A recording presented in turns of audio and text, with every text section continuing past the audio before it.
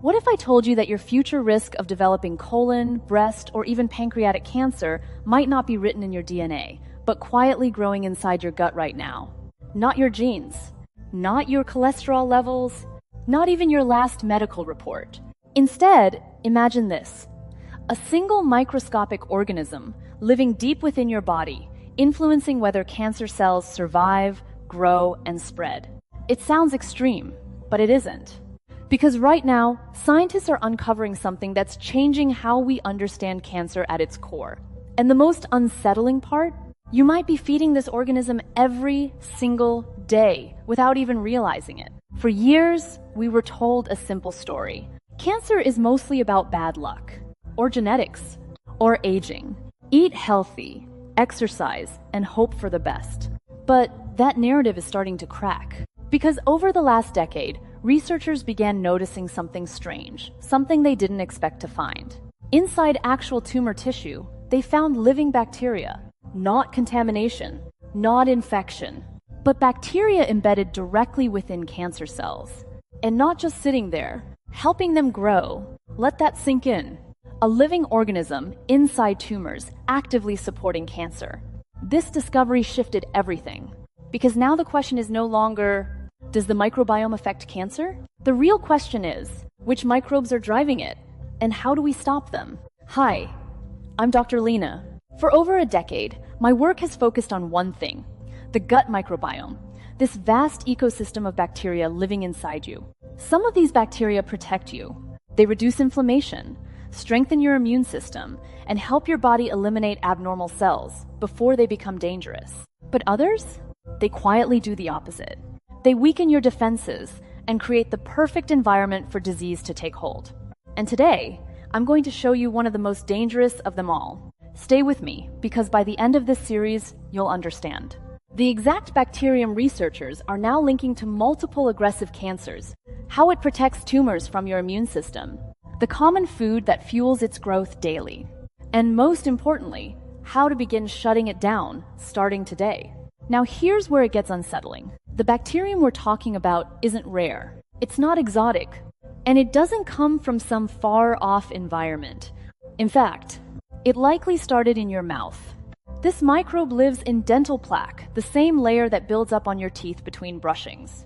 In a healthy system, it stays there.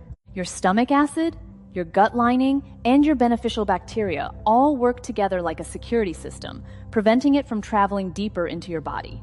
But when that system weakens, everything changes. Think of your gut lining like a fortified wall protecting a city.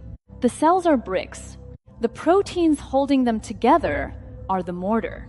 As long as that wall is strong, nothing dangerous gets through. But certain diets, chronic inflammation, stress, and poor gut health can weaken that structure. Tiny gaps begin to form. And that's all this bacterium needs. Because once it finds a weak spot, it doesn't just pass through. It moves in. It embeds itself into your gut tissue.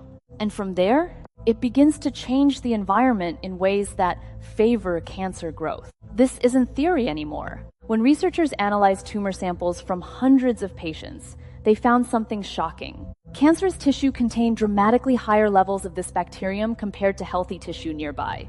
Not slightly higher, hundreds of times higher. And it didn't stop there.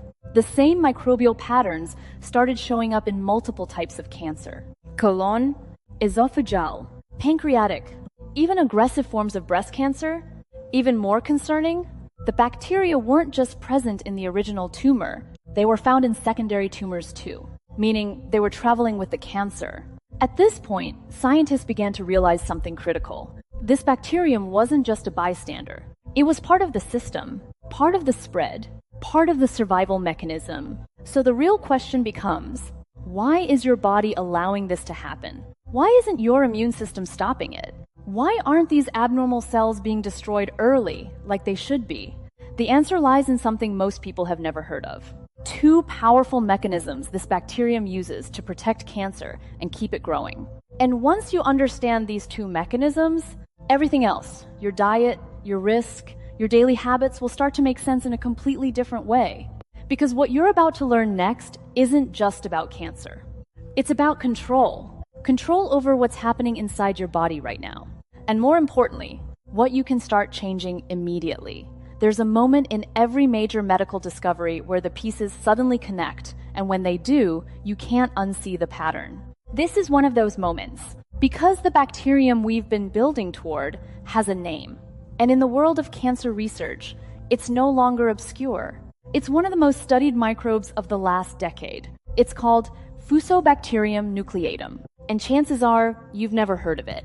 That's what makes this so dangerous. Because while most people are still focused on genetics or lifestyle in a broad sense, researchers have been quietly uncovering how this specific microbe interacts directly with tumors. Not around them, not near them, inside them. Now, here's the strange part. Fusobacterium nucleatum doesn't originate in your gut. It starts in your mouth. It's part of the bacteria that form dental plaque, the sticky layer that builds up between your teeth. In a healthy system, it stays there. Your body has multiple layers of defense designed to keep it from migrating deeper. But when those defenses weaken, that's when things begin to shift. If your gut lining becomes inflamed, if your diet constantly irritates the intestinal wall, if your beneficial bacteria are depleted, this organism finds its opportunity. It travels downward. It searches for vulnerable areas in your gut lining. And when it finds one, it attaches. But it doesn't stop there. This is where things become deeply concerning. Because Fusobacterium nucleatum doesn't just passively exist inside your body. It actively modifies its environment. To understand how, remember the wall analogy from earlier? Your gut lining is like a protective barrier cells tightly connected, preventing harmful substances from entering deeper tissue. These connections are held together by specific proteins. Think of them as the glue keeping everything sealed. This bacterium produces a special tool, a surface protein that acts like a dissolving agent. When it encounters your gut lining, it begins to break down that glue. Tiny openings form. And once that barrier is compromised, it gains access to areas it should never reach. At that point, it embeds itself directly into tissue. And that's where its real influence begins. Researchers noticed something remarkable when they started sequencing tumor samples. Tumors weren't randomly contaminated. They were selectively populated. Fusobacterium nucleatum was showing up in massive concentrations far beyond anything seen in nearby healthy tissue. This wasn't coincidence. It was preference. And then came the deeper discovery. The same bacterial signatures found in primary tumors were also present in metastatic sites, meaning, as cancer spreads, the bacteria go with it, almost like passengers, or worse, partners. So now we know this microbe is present. We know it embeds into tissue. We know it travels with cancer cells. But the real question is, what is it actually doing inside the tumor? This is where the two critical mechanisms come in. These are the strategies that allow cancer to survive, grow, and evade destruction. Once you understand them, everything about this process becomes clear. Mechanism 1, the biofilm shield. Imagine trying to attack a target, but every time you get close, you hit an invisible wall. That's essentially what happens inside the body. Fusobacterium nucleatum has the ability to create something called a biofilm. A biofilm is a sticky, protective layer made of sugars and proteins. You've seen it before, even if you didn't realize it. It's the film on unclean surfaces, the coating on neglected dental plaque. But inside the body, it becomes something far more serious. When this bacterium settles into a tumor, it begins building this protective layer over it. Think of it like a shield. Once that shield is in place, two things happen. First, your immune cells struggle to physically reach the tumor. They're there. They're active, but they can't penetrate the barrier. They're blocked. Second, and even more alarming, the bacterium releases compounds that interfere directly with immune function. These signals essentially turn down the activity of immune cells. So now, not only are your defenses blocked, they're also weakened. The result? A tumor that is both hidden and protected. Mechanism 2, the fuel system. Now let's talk about growth, because protecting a tumor is only half the equation. To expand, it needs fuel. And this is where your daily diet enters the picture. Cancer cells have a high demand for energy. They grow rapidly, divide quickly, and require constant resources. Scientists have known for years that sugar plays a role in this process. But what researchers discovered more recently is far more specific. Certain types of sugar don't just feed cancer cells. They accelerate them. In controlled studies, researchers observed how tumors responded to regular exposure to a common dietary sugar. The results were clear. Tumors receiving this fuel source grew faster and became more aggressive independent of weight gain or overall calorie intake. This wasn't about obesity. It wasn't about overeating.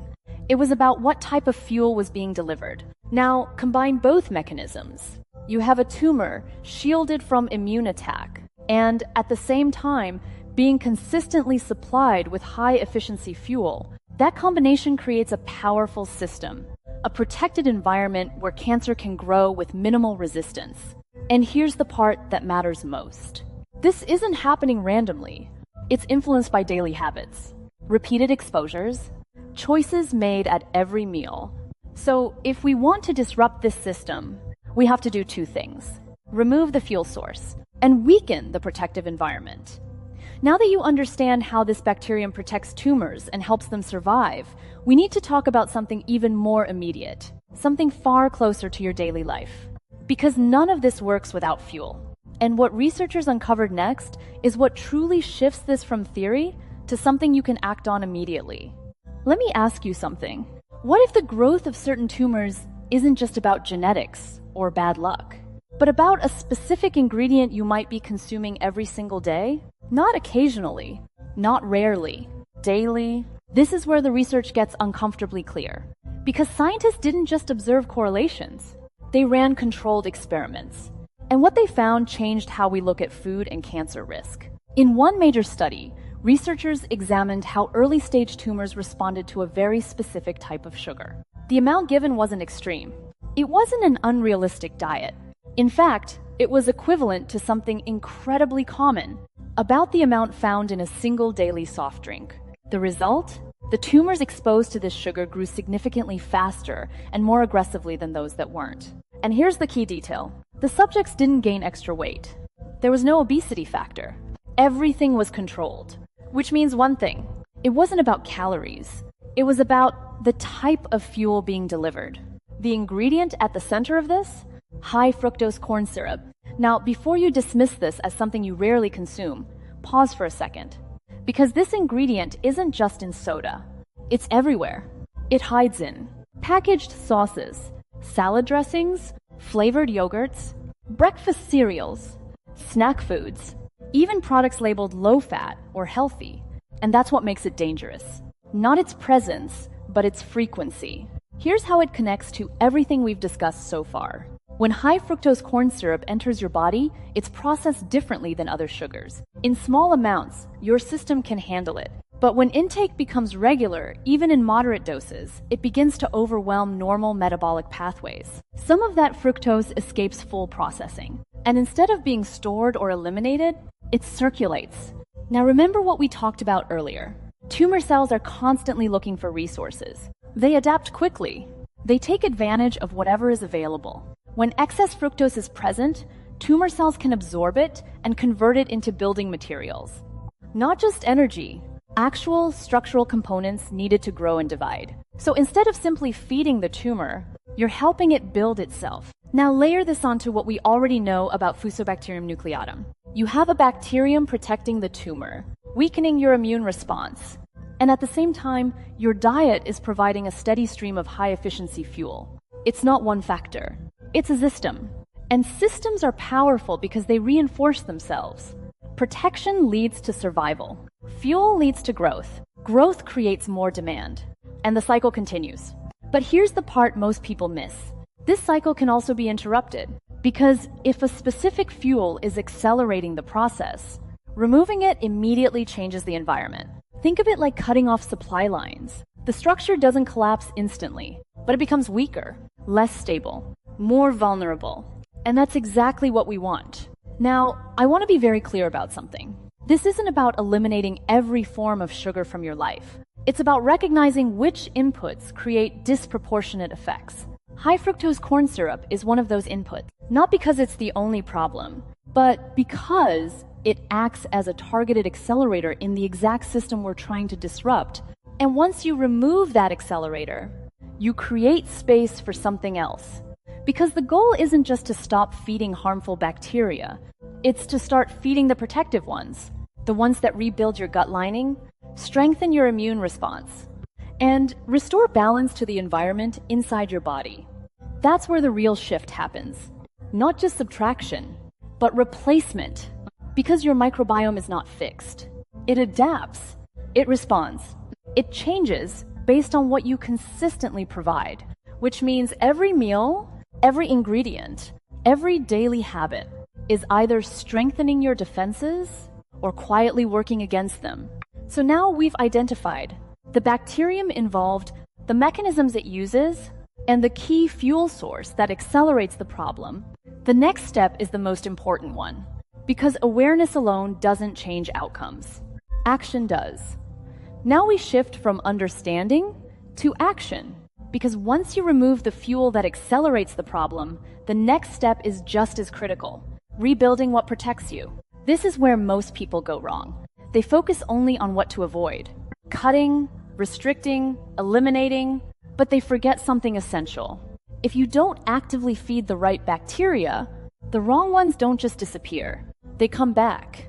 So what we're going to do now is very specific. We're going to introduce 6 foods backed by human research that help restore balance inside your gut.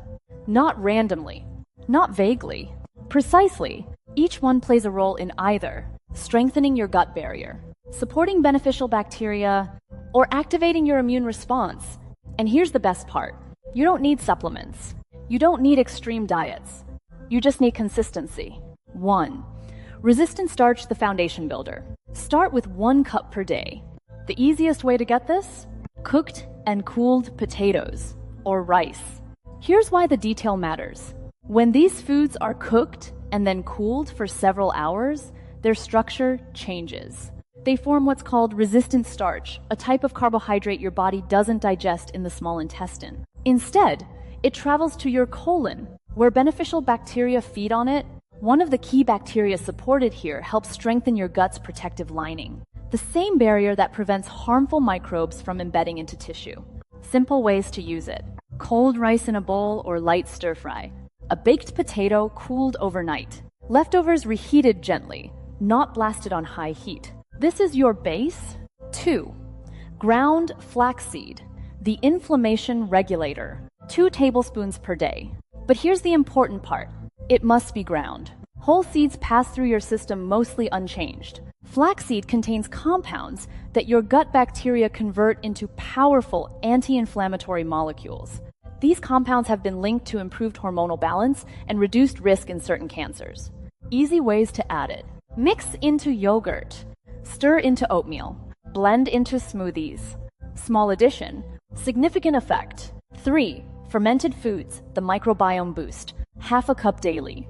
This includes kimchi, sauerkraut, or fermented dairy like kefir. But not all versions are equal. Shelf-stable products often lack live bacteria. You want options labeled raw, unpasteurized, or contain live cultures.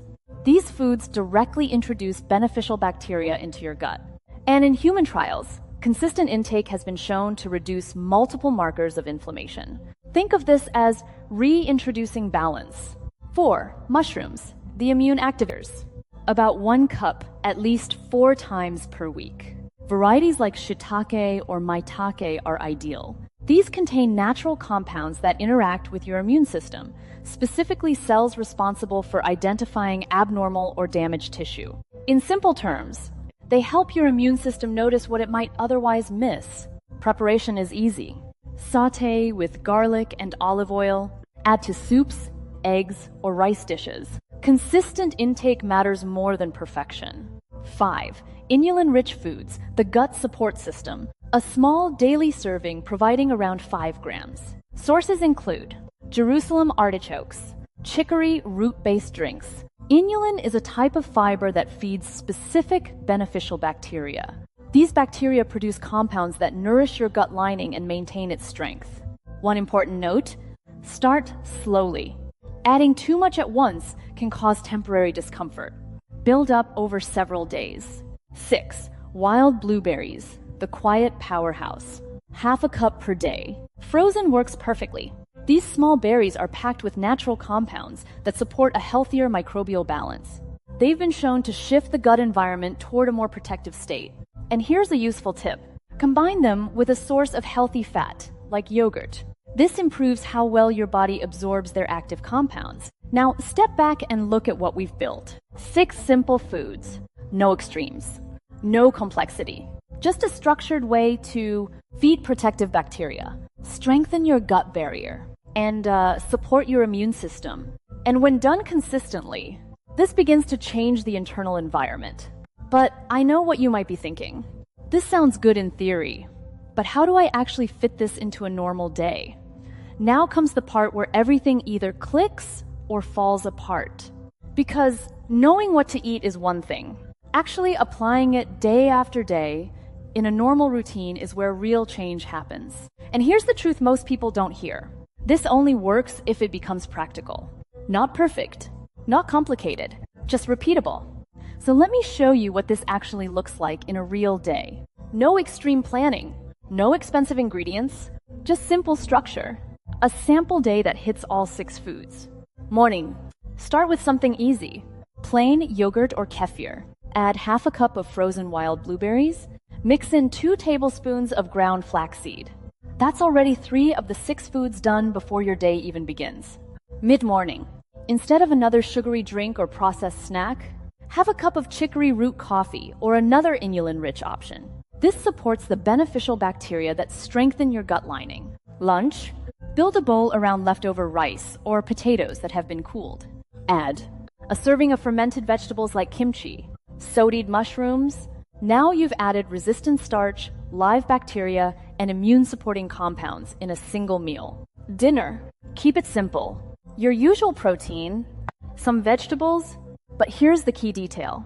Avoid processed sauces or dressings loaded with hidden sugars, especially high fructose corn syrup. That's it. No complicated recipes. No drastic changes. And yet you've covered everything.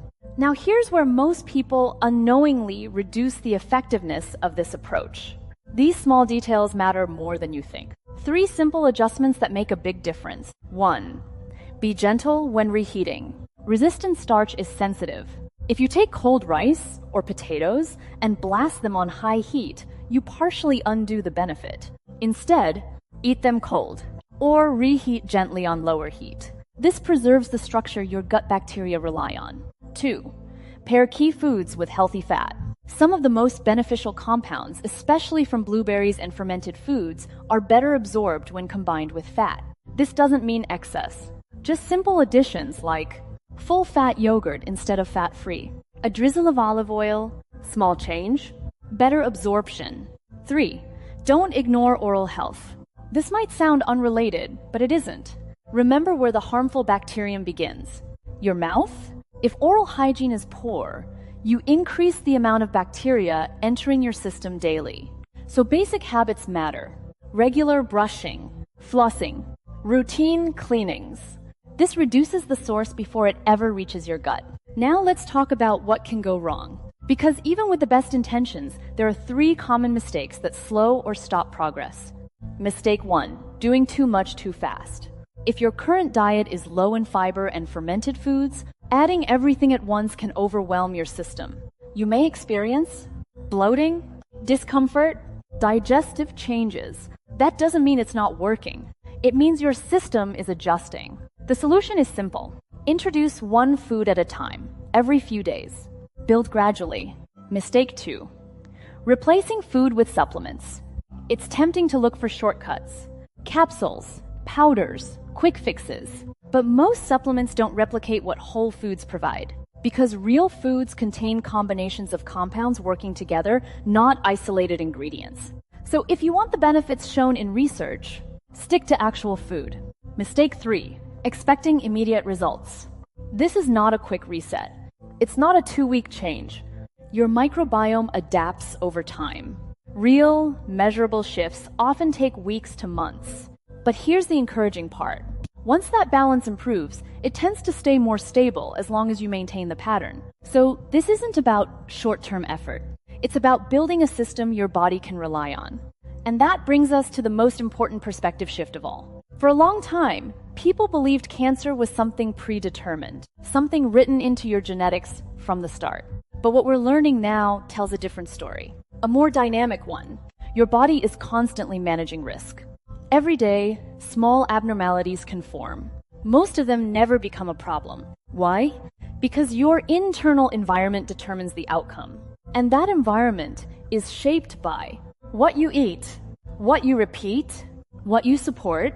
You are not just a passive observer in this process. You are influencing it daily. So instead of thinking in terms of restriction or fear, think in terms of direction. Every meal is a signal. Every habit reinforces a pattern. And over time, those patterns define your internal landscape. So here's how I want you to start. Not tomorrow. Not next week. Tonight, keep it simple. Use cold or gently reheated rice or potatoes. Add a handful of blueberries. Include a small portion of fermented food. That's it. That's your first step. And from there, build consistency. Because consistency, not perfection, is what creates change. If this shifted how you think about your health even slightly, share it with someone who needs it. A parent, a friend, someone you care about. Because information like this only matters if it reaches the right person at the right time. And it might make more difference than you realize.